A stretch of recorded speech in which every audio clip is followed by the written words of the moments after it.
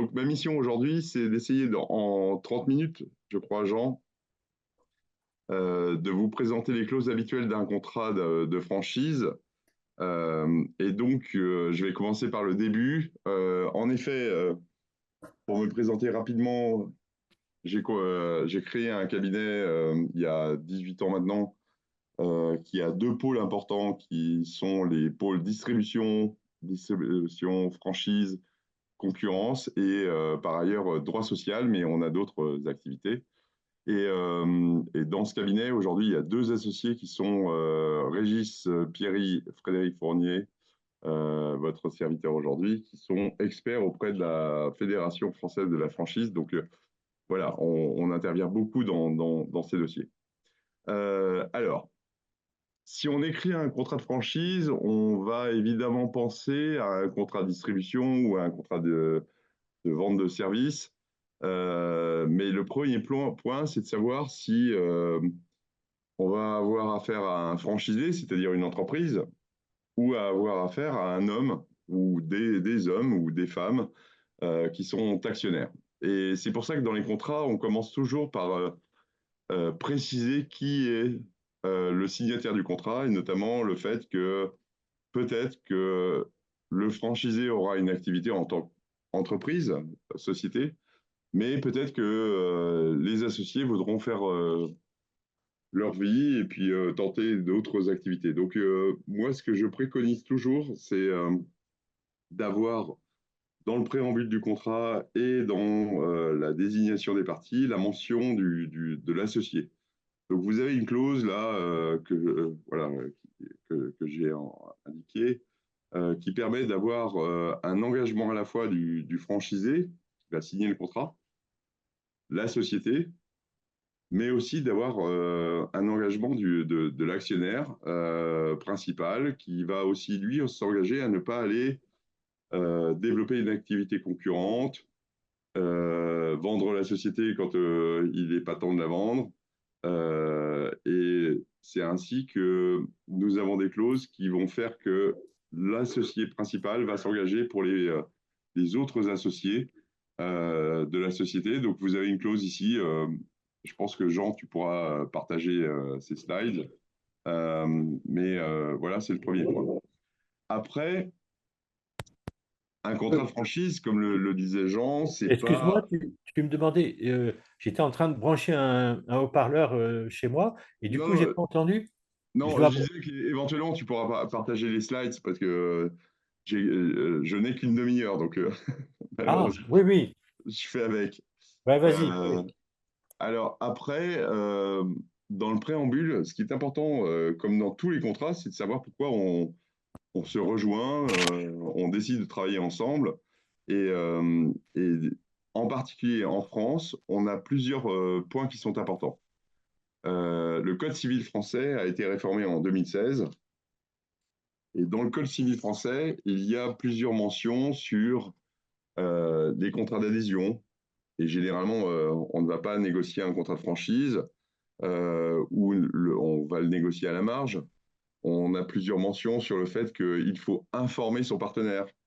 Et si le partenaire a besoin d'une information particulière, il faut expliquer comment cette information a été transmise. Et puis, pour éviter que le contrat ne soit qu'un contrat d'adhésion, il faut montrer que le franchisé a fait son choix.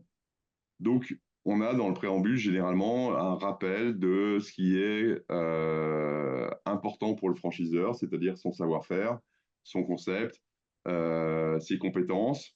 Mais on a aussi maintenant pas une obligation, mais une précaution qui est prise de rappeler les étapes de la négociation, à savoir que le franchisé a pu visiter d'autres points de vente, a pu échanger, a pu éventuellement discuter avec son franchiseur de certaines clauses qui lui plaisaient ou non, ou qu'il devait modifier. Et ça, c'est l'objet éventuellement de conditions particulières. Par ailleurs, un franchisé c'est pas une succursale.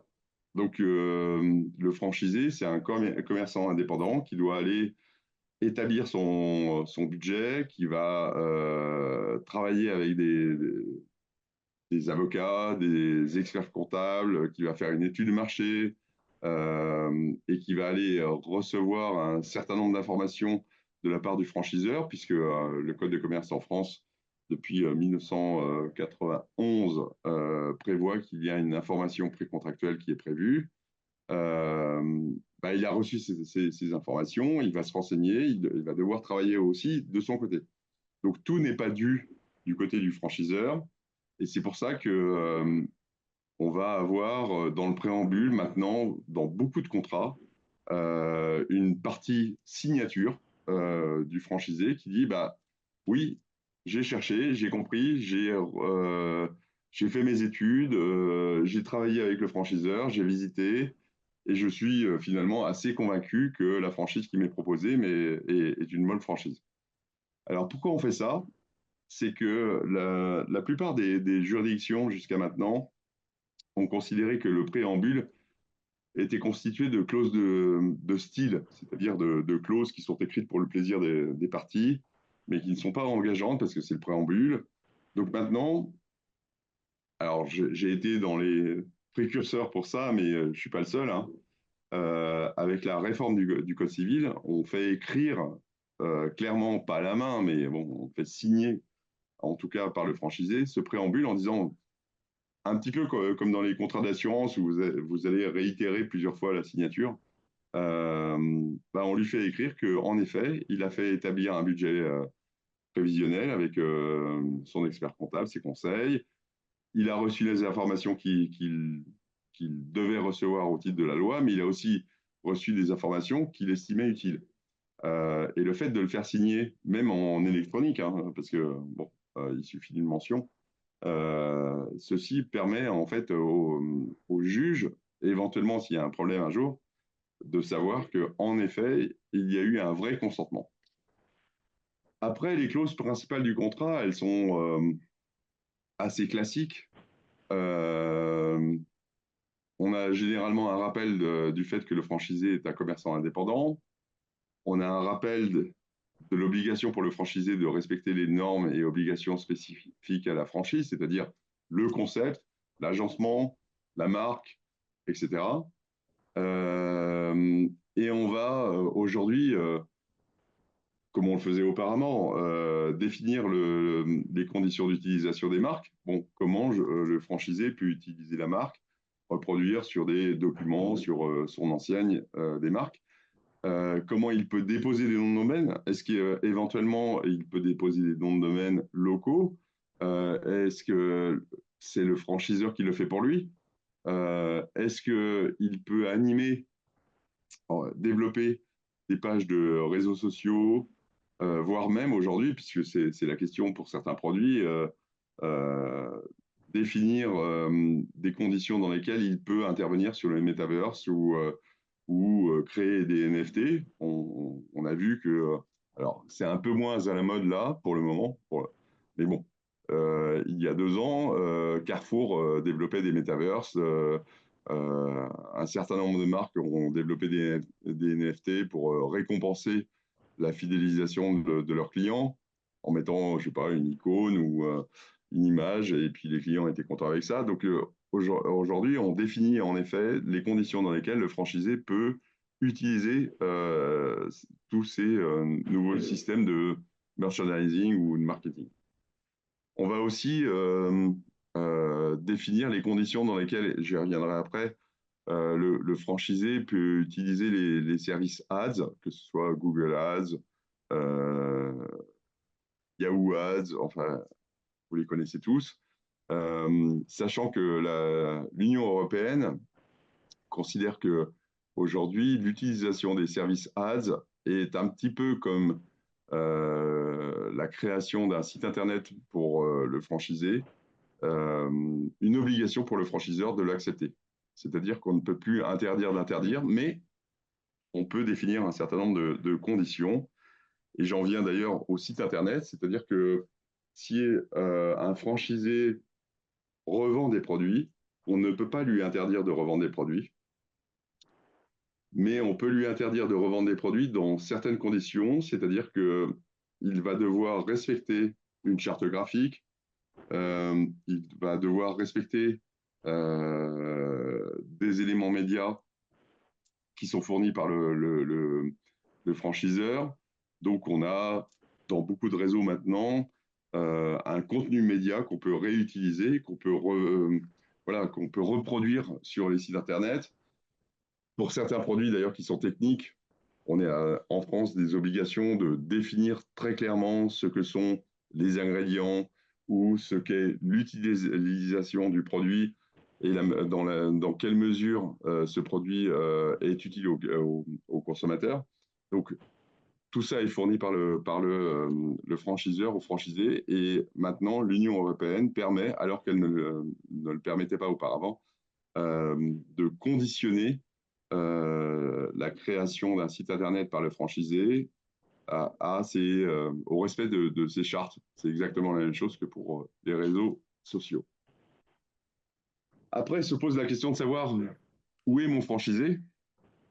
Est-ce que je lui accorde une exclusivité territoriale ou une exclusivité de client, une exclusivité de distribution? Tout ça doit être prévu dans le contrat et chaque entreprise va définir si il est utile, parce que c'est la question, que le franchisé bénéficie d'une exclusivité ou non. Et si ça n'est pas utile, je dirais que, bon, autant s'épargner ce type de clause, mais est-ce que, voilà, moi j'ai des réseaux, par exemple, qui sont des petits réseaux, qui vont voilà, se développer, et puis tout d'un coup, à Paris, à Bordeaux, à Lyon, à Marseille, on va donner une exclusivité aux franchisés, mais voilà, quand on est à Marseille, est-ce que l'exclusivité s'étend jusqu'à Aix-en-Provence? Quand on est à Paris, est-ce que l'exclusivité s'étend jusqu'à Lille? Quand on est à Bordeaux, est-ce que l'exclusivité s'étend jusqu'à Poitiers? C'est une vraie question. Donc, ces réseaux qui sont naissants, je ne parle pas des gros réseaux qu'on représente aujourd'hui comme des réseaux de grande distribution ou d'hôtellerie ou de restauration, où là, le maillage est assez important. Mais pour les petits réseaux, on peut se poser la question de savoir si l'exclusivité protège le franchisé ou si elle peut éventuellement être une sorte d'épine dans le pied du franchiseur s'il souhaite créer de nouvelles franchises. Donc, en tout cas, on doit aborder ces questions dans les réseaux. Euh, Point important, en droit de la concurrence en France et dans l'Union européenne, à partir du moment où j'ai donné une zone d'exclusivité sur un territoire, je ne peux pas interdire à mon franchisé d'aller recevoir des offres de collaboration de clients qui sont d'une autre zone. Il n'a pas le droit d'aller chercher ces offres, mais il doit pouvoir répondre à des demandes de clients qui ne sont pas dans sa zone. Et c'est pour ça que j'ai indiqué qu'il était interdit de pratiquer une politique de promotion active. Je dois permettre à mon franchisé de recevoir des offres d'un client basé sur une autre zone. Alors, après cela, comme je parle de géographie, il est important de se poser la question de savoir si il est possible ou non, ou si les parties ou non décident que dans une zone donnée, le franchisé pourra avoir un concurrent franchisé, lui aussi. Et généralement, on traite la question en donnant un droit de priorité au franchisé local. Imaginons qu'un franchisé est la zone sud de la France, sud-est, on appelle ça PACA en France, donc Marseille, Toulon, etc. Et qu'on estime, du côté du franchiseur, qu'il est important que la franchise se développe aussi avec un nouveau franchisé dans cette zone. Eh bien, dans le contrat, on va prévoir que le franchisé local de Marseille, Toulon, Nice pourra avoir une sorte de priorité pour pouvoir développer cette nouvelle franchise et installer lui-même voilà, cette nouvelle franchise. À défaut de quoi, s'il ne le souhaite pas, pour plein de raisons, hein, bah, le franchiseur pourra développer lui-même une nouvelle zone pour un nouveau franchisé. Dans les questions d'exclusivité, il est important aussi, notamment lorsqu'on parle d'approvisionnement de produits, mais pas seulement, de définir les conditions dans lesquelles le franchisé sera tenu de s'approvisionner exclusivement auprès de fournisseurs pour les produits, voire même pour les éléments, les mobiliers de son agencement, parce qu'évidemment, le franchiseur va négocier des conditions particulières pour son franchisé et va l'aider ainsi à avancer. Dans les contrats, on va trouver aussi une définition du savoir-faire. Le savoir-faire, c'est un aimant secret, substantiel, spécifique. Donc, évidemment, on ne l'écrit pas dans le contrat, mais on y fait référence en disant que le franchisé devra l'accepter comme étant un élément de la franchise, le mettre en œuvre, et au cours des formations qu'il subira, ben, accepter que ce que lui fournit le franchiseur est un élément de réussite, comme le disait Jean, lui permet de se développer. Donc, la manière de le transmettre, c'est aujourd'hui essentiellement, ce sont des fichiers électroniques, des drives, des logiciels de formation, du e-learning, peu importe. Mais il faut prévoir dans les contrats aussi que ce savoir-faire sera évolutif. Parce qu'une franchise, généralement, pour mon expérience d'avocat, elle se conclut sur une durée de 5 à 7 ans, parce que les financements bancaires en France se font sur ces périodes-là. Mais la concurrence évolue, le marché évolue, le savoir-faire évolue, et donc il faut prévoir que le franchisé adopte aussi tous les éléments du savoir-faire et ses évolutions, que ce soit en termes de méthode, en termes de marque, en termes d'aménagement intérieur, extérieur, ou tout simplement en termes de contact avec la clientèle. Dans le contrat, on va prévoir après des choses qui sont très prosaïques, hein. Un franchisé doit savoir ce que fait, un franchiseur, pardon, doit savoir ce que fait son franchisé. Donc, on prévoit généralement que le franchisé devra utiliser un certain type de moyens informatiques, matériel, logiciel, ne serait-ce que lorsque le client passe à la caisse dans un magasin, récupérer ses coordonnées et que ces coordonnées soient immédiatement envoyées au franchiseur. On va définir des obligations qui sont liées au reporting, c'est-à-dire que là aussi, le franchisé devra remonter des données au franchiseur. Alors, pour savoir comment se passe l'activité au jour le jour, mais aussi pour savoir si les redevances qui sont déclarées sont conformes à la réalité de la relation. On met en place des clauses d'ailleurs sur ces questions, des clauses de contrôle, des clauses d'audit, voire même pour savoir si le franchisé se comporte bien à l'égard de la clientèle, des clauses de client mystère. Moi, ce que j'aime bien dans les contrats maintenant, parce que c'est dans l'air du temps, mais j'aime bien ça, parce que la franchise est une relation humaine au départ. Euh, j'ai un créateur qui a réussi, de l'autre côté, j'ai un franchisé qui veut réussir, mais ce n'est pas que de l'argent. Et j'aime bien maintenant, dans les contrats, mettre en place des clauses de respect d'éthique. Parce que trop souvent, on trouve des franchisés ou des franchiseurs d'ailleurs, qui ont des pratiques voilà, qui ne sont pas, comment dire, commercialement équilibrées ou commercialement éthiques. Et dans mes contrats, maintenant, je mets en place des politiques éthiques qui permettent d'ailleurs aux franchiseurs comme aux franchisés de s'entendre dans le réseau d'ailleurs, de s'entendre auprès des clients et d'avoir voilà, un comportement qui est tout à fait acceptable. L'exercice est, l'exercice est difficile, mais est-ce que tu peux conclure en 5 minutes? C'est possible? Ah bah oui. Oui. Non, mais parce que on aura l'occasion de rentrer dans des choses plus spécialisées à l'avenir, mais mais pour ne pas retarder les autres intervenants, Oui, si tu peux alors, aller à l'essentiel, oui. je fais très vite. Merci Jean. Faut jamais laisser parler un avocat. Euh, donc, vous aurez les slides.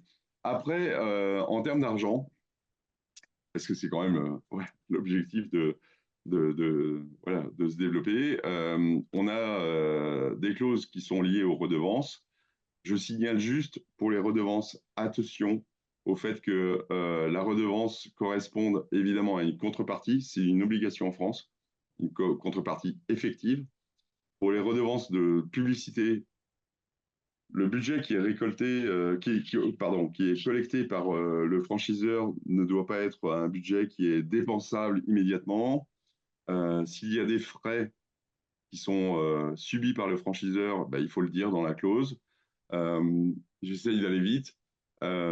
Pour ce qui est des remontées de données clients, on a des clauses en France qui permettent de définir dans quelles conditions le franchiseur collecte ces données.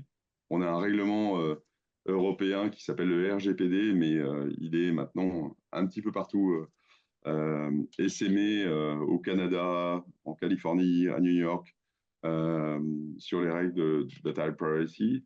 Donc il faut mettre en place des systèmes qui permettent aux franchiseurs et aux franchisés de savoir qui est propriétaire de quoi et qui est responsable de quoi en termes de données à caractère personnel. Et puis enfin, on définit généralement dans les contrats des règles intuitu personae, c'est-à-dire est-ce que le franchisé peut vendre son fonds de commerce, peut vendre son activité. Et je renvoie là à ce que je disais en tout début. Est-ce qu'il faut faire signer l'associé? Est-ce qu'il faut faire signer le franchisé pour éviter que le fonds de commerce ou l'activité soit vendu à un tiers?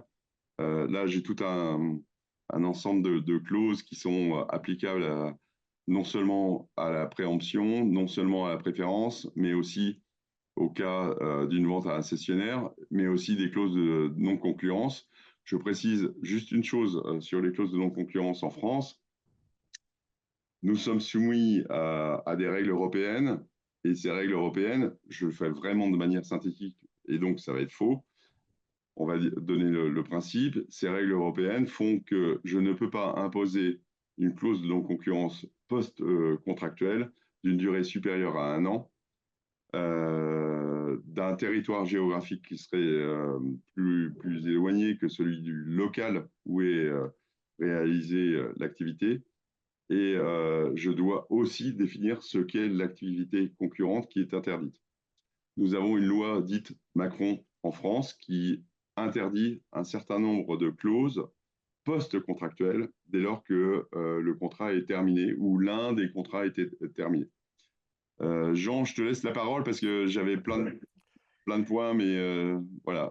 Alors, J'imagine pas que. Voilà. oui, je ne sais pas si on m'entend quand j'ai ce micro-là. On m'entend bien quand même ou pas? Ouais. Oui, c'est bon. Bon.